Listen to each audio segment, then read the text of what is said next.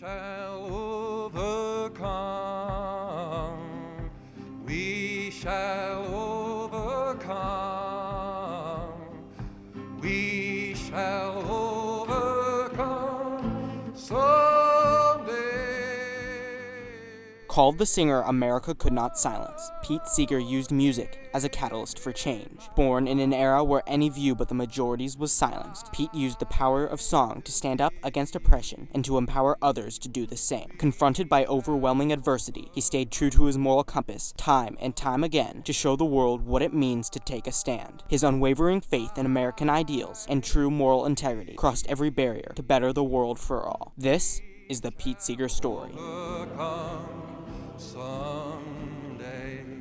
From an early age, Pete was surrounded by music. In 1938, at the age of 19, he dropped out of Harvard to work at the Library of Congress, documenting folk songs. There, Pete met Woody Guthrie and was inspired to take to the road and travel the country. For a year, he and Woody played together. They collected the songs of America and built the skills that would allow him to change the world.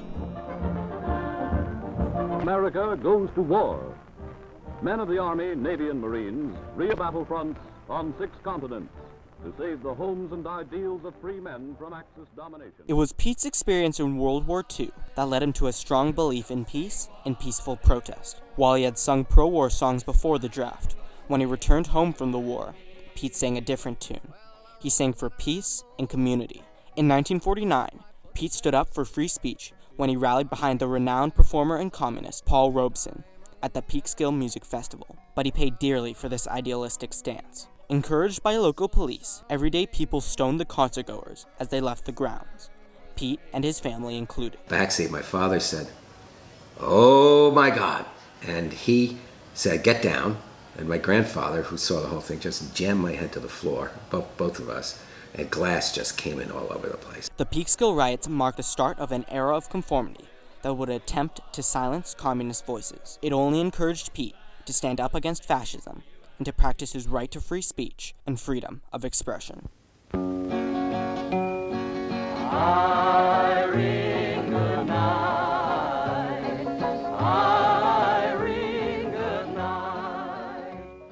Pete went on to start the Weavers, a quartet that brought folk songs back to the limelight. Upon the release of their hit single, Goodnight Irene, the Weavers found themselves in the American spotlight. In just 1 year, they had 4 records go platinum. They were playing live and selling records faster than they could be printed. Just as they were preparing for a weekly TV show, the government blacklisted the Weavers as suspected communists. Because the Weavers were connected to workers' rights and the Communist Party, Decca Records dropped the Weavers and their tour was canceled. They went from playing in metropolitan concert halls to playing in small rural venues.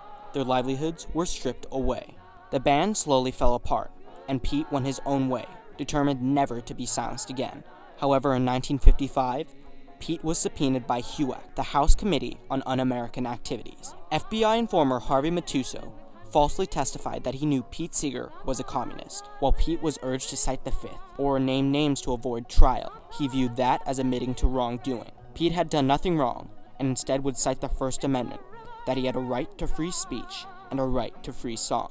The Fifth Amendment, in effect, is saying you have no right to ask me this question.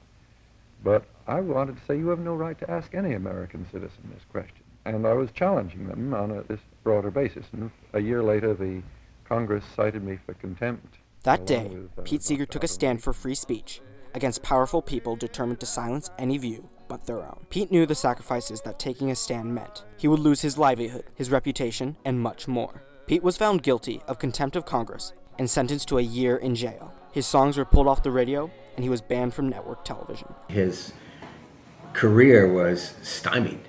If you can't get onto television as a musician in those days, you didn't have a career as a musician. A year later, the charges were dismissed on a technicality.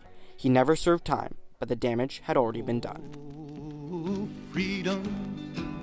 Oh, Despite the government's efforts to silence him, Seeger sang on. He traveled across the country, playing for children in schools and summer camps. Where others had succumbed to the overwhelming pressure, for Pete, it only instilled a new sense of purpose. He was determined never to allow anyone to keep him down.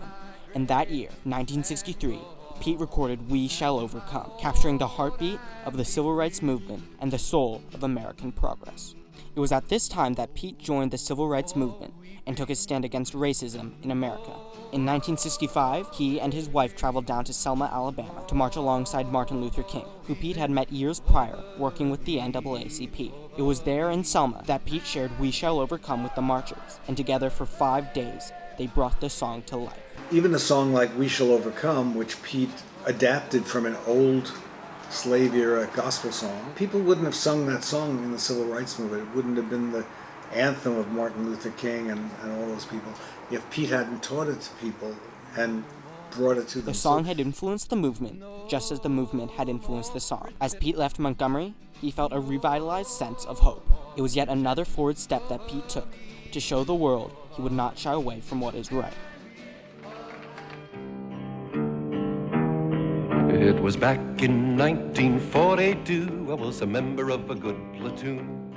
Pete looked for the good in the world and compelled others to do the same. Now more than ever, Pete promoted peace over violence. In 1966, Pete wrote his anti-war song, "Waist Deep in the Big Muddy," in protest of America's decision to stay in Vietnam. And then there are the B-52 bombers striking from nearby Thailand. The sergeant said, "Sir, They pound the zone day in, day out with tons of explosives. Sergeant, go on, I've ordered." It was during the height of the Vietnam War that CBS decided to take a risk and invited Pete to perform on their hit show, The Smothers Brothers Comedy Hour. This was a huge win for Pete, as it would be his first appearance on primetime television in 17 years. Pete recorded 3 songs for the show, the second being "Waist Deep in the Big Muddy." When Pete left Los Angeles after recording for CBS, he was rejuvenated with a new sense of accomplishment. America would finally hear his anti-war song, or so he thought. On September 10th, millions around America tuned into CBS to watch Pete perform.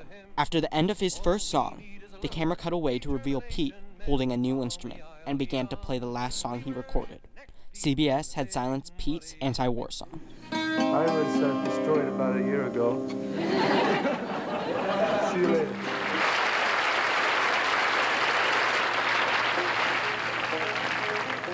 The people rallied behind Pete. Musicians boycotted the show, and CBS made headlines for silencing the singer. Just 8 months later, Pete received the call he had been waiting for.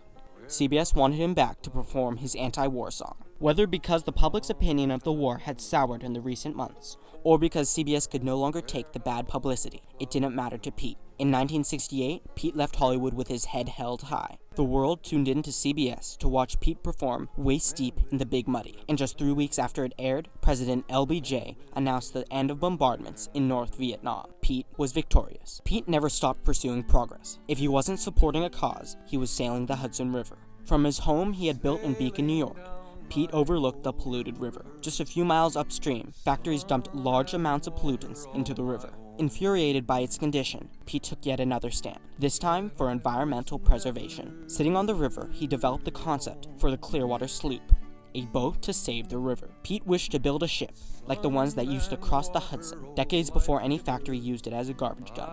The river was, at that point in time, there were some really serious discharge pollution issues, and so that was one of the main focuses of Pete Seeger. Using the figure of the sloop, Pete and his team pressured the factories along the river to stop dumping pollutants. Their efforts led to the passing of the Clearwater Act of 1972. And to this day, the Clearwater Sloop continues to educate students on the importance of environmental preservation. Pete Seeger truly was the singer that America could not silence. When people heard Pete, they heard a voice of change. His music brought out the best in people, encouraging them to make the difference. He spent his life advocating for what he believed was right, no matter the personal sacrifice. Even though Pete is no longer with us, his approach to peaceful change applies more than ever in our modern world. Pete's ability to cross divides and connect with anyone is something seldom seen today when our country is ever more divided. People remember Pete not just for his music, but for his genuine belief in the power of free expression. His lasting impact on the world was his ability to cultivate a generation of musical activists. As he inspired thousands of people to take a stand. Courage is contagious. He is the example of how one person can make the difference. From walking hand in hand with Martin Luther King and rising strong from his HUAC verdict, to clearing the waste from the Hudson, Pete Seeger's life and legacy truly capture what it means to take a stand.